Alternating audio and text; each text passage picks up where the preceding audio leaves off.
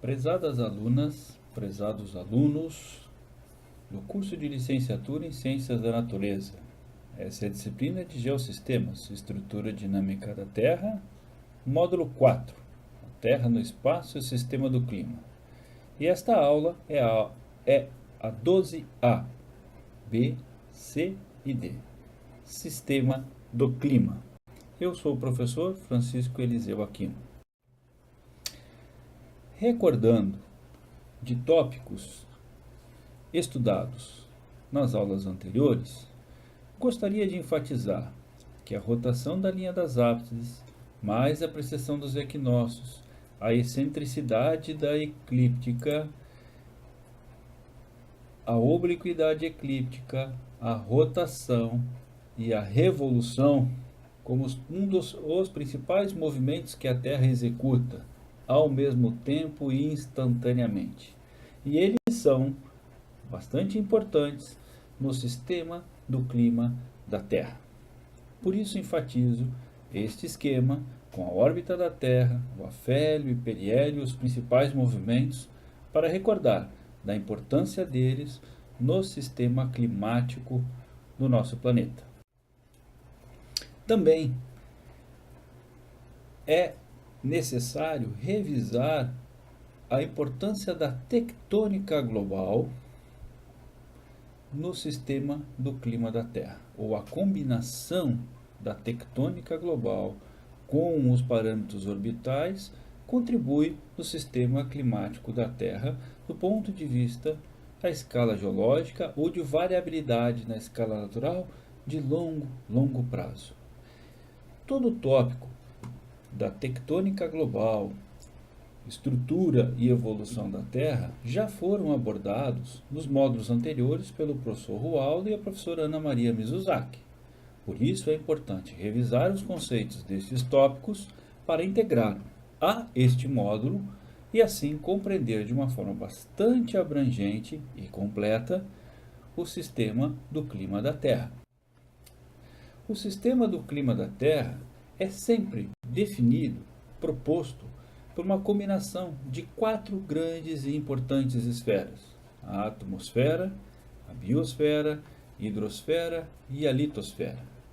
Este esquema é bem interessante, porque mostra a forma do nosso planeta com seus continentes, destacando a geosfera, a hidrosfera, a atmosfera e a biosfera. As 4 esferas estão integradas e formam o que nós chamamos de sistema terrestre. O capítulo 1 dos Geossistemas foi apresentado e indicado para vocês neste módulo como uma fonte de leitura. E entre as páginas 9 e 16 vocês vão encontrar um bom texto para acompanhar esta videoaula e as principais definições, conceitos sobre o sistema do clima e as suas esferas. Eu relembro aqui que aparece um esquema muito bacana nos geossistemas sobre a atmosfera, a hidrosfera, litosfera e a biosfera. O sistema climático terrestre é, de certa forma, resumido no esquema apresentado nesse slide. A radiação solar é a principal fonte de energia que controla os movimentos nos sistemas hidrosfera, biosfera e atmosfera.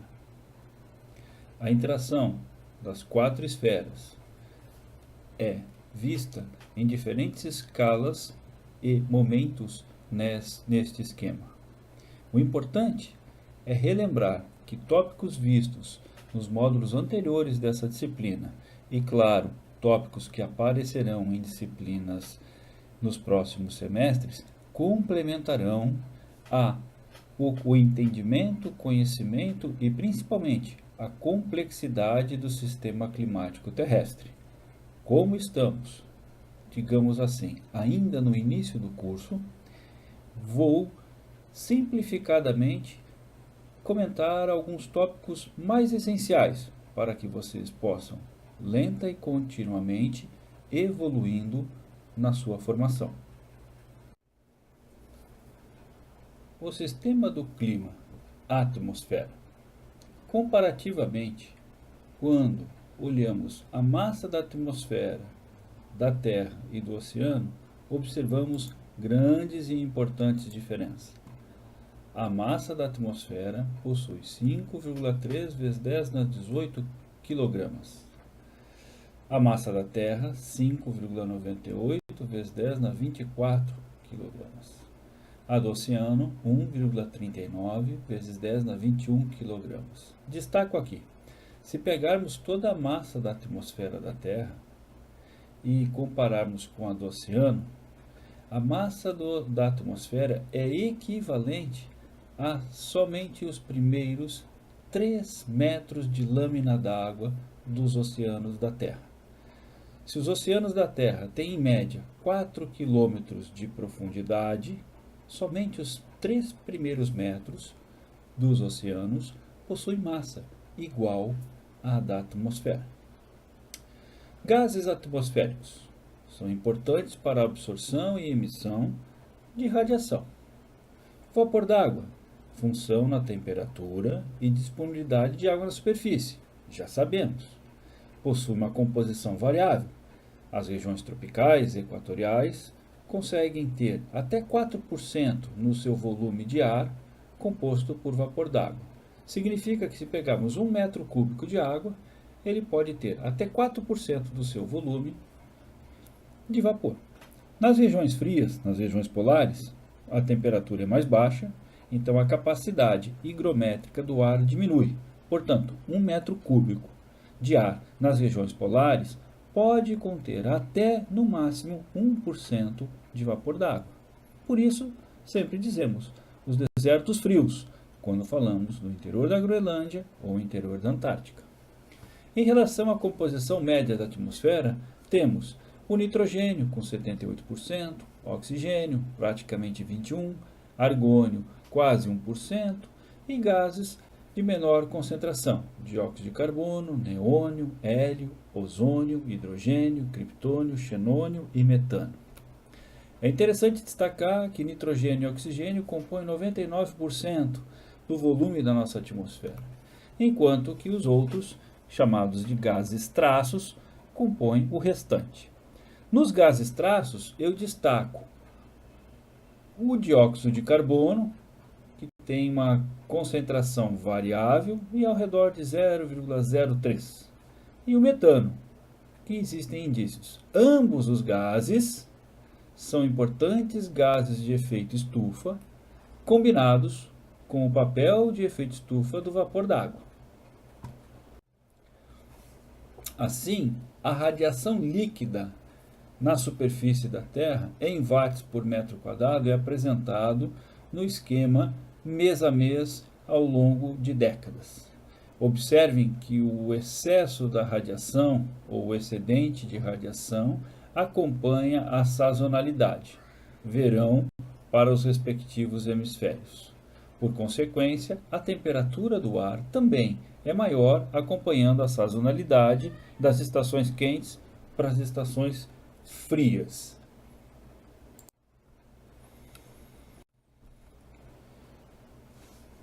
A pressão atmosférica ao nível mar e os ventos são apresentados neste esquema. Também, mês a mês, ao longo de algumas décadas, obtivemos a climatologia da pressão e do vento. Valores em amarelo e tons de laranja, nós observamos áreas de alta pressão. Em tons de azul, áreas de baixa pressão. O que significa que estamos identificando os sistemas atmosféricos, alta e baixa pressão, e os ventos médios na superfície do nosso planeta. Aqui a região dos ventos alísios, os ventos de oeste e a entrada das áreas de alta pressão para inverno na América do Sul ou de baixa pressão e umidade no verão para a América do Sul. Comumente, descrevemos ou esquematizamos a circulação geral da atmosfera similarmente aos dois esquemas mostrados aqui. No esquema de cima, observamos a circulação dos ventos na superfície do nosso planeta, os ventos alísios, os ventos de oeste, os ventos polares de leste, e um perfil da atmosfera, mostrando a circulação da célula de Hadley, dos ventos em superfície e até a região de ar frio das regiões polares.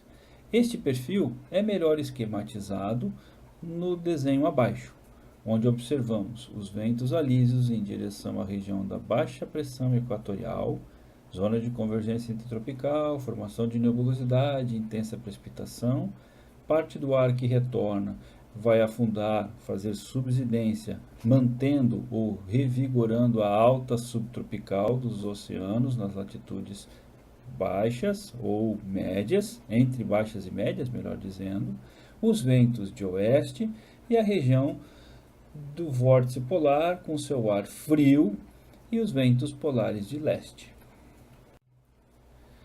O ciclo hidrológico da água também é importante no sistema do clima. Aliás, pode-se dizer que ele é muito importante no sistema do clima. Os oceanos.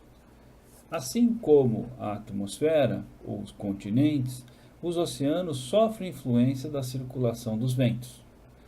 A circulação dos ventos contribui bastante para as regiões onde vai ocorrer área de maior ou menor evaporação, porque nas áreas de alta pressão temos normalmente uma inibição de formação de nuvens e precipitação, mas temos o vento que também favorece a evaporação.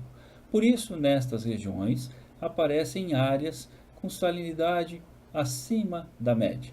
Notem que a salinidade nos oceanos varia de 31 gramas por quilo até 39 gramas por quilo. É relativamente pequena a variação e eu enfatizo. Se pegarmos 1 quilo de água numa determinada região, água do mar, vamos obter 31 ou até 39 gramas de cada quilo de água. A interação da circulação atmosférica e o balanço de energia favorece áreas de maior precipitação em tons de verde e áreas de menor precipitação em tons de amarelo. Por isso observamos na zona de convergência dos ventos alísios áreas de maior precipitação ao longo do ano, e nas regiões de alta pressão semipermanentes, como no centro dos oceanos ou sobre o deserto da África e australiano, diminuição da precipitação. As correntes oceânicas superficiais sofrem ou são impulsionadas pelo atrito do vento junto à superfície e mais a deflexão de Coriolis. Essa combinação favorece a existência de uma circulação média simplificada, como é identificada nesse mapa mundi aqui logo abaixo. Destacando o Oceano Atlântico Sul, observamos a corrente fria de Benguela, a corrente sul equatorial, a corrente do Brasil e a corrente do Atlântico Sul, ou a circumpolar ao redor da Antártica no seu ramo sul. Ainda sobre a distribuição da superfície dos oceanos ao longo de um ano, podemos destacar que os oceanos são mais quentes nas regiões tropicais e mais frios nas regiões polares. E notem que interessante, a temperatura diminui paralelamente com a latitude. Significa que em menor latitude temos águas com temperaturas maiores e maior latitude águas com temperaturas menores. Este mapa é da temperatura da superfície do mar. O esquema na direita mostra o perfil médio dos oceanos, quase 5 km de profundidade, e a zona de superfície, que é esta que eu apresentei aqui, possui as águas mais quentes. Logo abaixo, 300 a 500 metros, aparece a zona chamada de pinoclina, uma zona de mudança, rápida mudança na sua densidade, devido ao aumento da salinidade e à diminuição da temperatura, e o que nós chamamos de água profunda. Já destaco aqui que 80% da massa d'água dos oceanos da Terra estão na área em que nós chamamos de água profunda, e a temperatura da água do mar aqui é ao redor de 0,5 grau Celsius. Significa dizer que este volume de água possui muita energia estocada. Ou, se lembrarmos da comparação da atmosfera da Terra com a massa dos oceanos, lembramos que a massa da atmosfera da Terra seria esse meu ponto vermelho, né, representado na massa dos oceanos, comparativamente, e todo outro estoque de energia liberado na escala de milênios está aqui no fundo dos oceanos. É importante também destacar um modelo clássico. Mesmo que esteja em inglês, vou tentar simplificar. As regiões polares esfriam a atmosfera e esfriam as águas. A água, ao se congelar, expulsa o sal. Água fria mais sal fica mais densa, ela afunda. Esta água afunda por densidade, formando ou gerando o que nós chamamos de circulação termoalina. A circulação termoalina impulsiona, movimenta a circulação de água de fundo, enquanto que as águas mais aquecidas, menos densas, flutuam, boiam, entre aspas, na superfície do oceano e, claro, com maior facilidade avançam em direção às regiões polares. Nós transferimos o excesso de energia da região polar para as regiões polares e retiramos o excesso de água fria das regiões polares pela circulação de fundo oceânico. Então, esse processo é lento e contínuo, mas muito importante. E ele demanda muita energia no sistema, principalmente quando consideramos o volume e a massa de água dos oceanos. Falando em oceanos, ciclo hidrológico, massas de água, é importante destacar a criosfera. 10% da superfície do planeta Terra possui um dos 4 componentes, ou gelo glacial, geleiras e mantos de gelo, gelo marinho, que é o mar congelado, permafrost, que é o solo congelado, e a neve sazonal. Esse é o papel da criosfera, resfriar a Terra e, por ser branca, refletir radiação solar, como se fosse um espelho. Na verdade, a criosfera funciona como um gigantesco refrigerador do sistema terrestre. A região ártica é bastante distinta geograficamente da região antártica. No Ártico temos o Polo Norte, localizado no oceano, e boa parte do ano coberto com gelo marinho, água congelada. E aqui a Groenlândia possui sim gelo glacial, que é o manto de gelo que cobre a Groenlândia na maior parte de toda a região da Groenlândia. Já comparativamente à Antártica, é um continente situado no Polo Sul e totalmente coberto por uma massa de gelo. O gelo marinho, no auge do verão, recua para estas áreas em tons de branco. Porém, no final de setembro e início de outubro, atinge quase 20 milhões de quilômetros quadrados só de área de mar congelado. De novo, eu insisto, o gelo das geleiras é formado a partir da precipitação do floco de neve, que é compactado, metamorfizado e vira gelo. Enquanto que no mar é a temperatura que baixa e aí vira gelo. Comparando as duas regiões polares, a Antártica possui quase 14 milhões de quilômetros quadrados, 25 milhões de quilômetros cúbicos, tem 90% do gelo da Terra, 68% da água potável da Terra, possui uma espessura no seu gelo de 2.000 metros e máxima de 4.776. Se compararmos o tamanho do Brasil com o da Antártica, observamos que a Antártica é 1,5 vezes o tamanho do Brasil.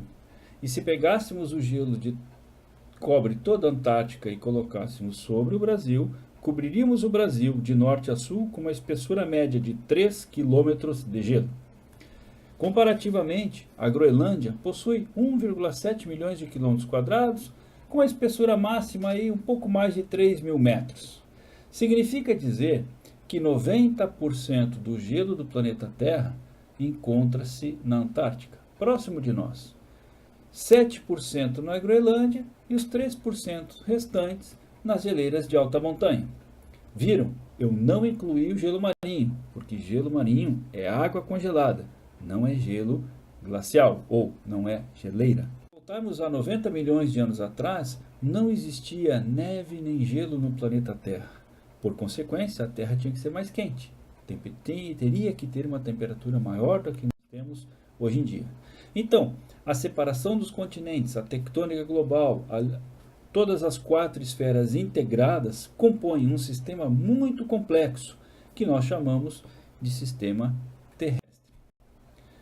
Ainda falando um pouco sobre paleoclimatologia global. Temos aqui informações da temperatura média do planeta Terra 70 milhões de anos atrás. Era até 8 graus mais quente do que hoje. Mas à medida em que o tempo avança, e há 30 milhões de anos atrás, aparece, como citado anteriormente, o manto de gelo da Antártica. E ele vai influenciar, resfriando o planeta e os oceanos. Lentamente, há menos de 5 milhões de anos atrás, aparece a Groenlândia.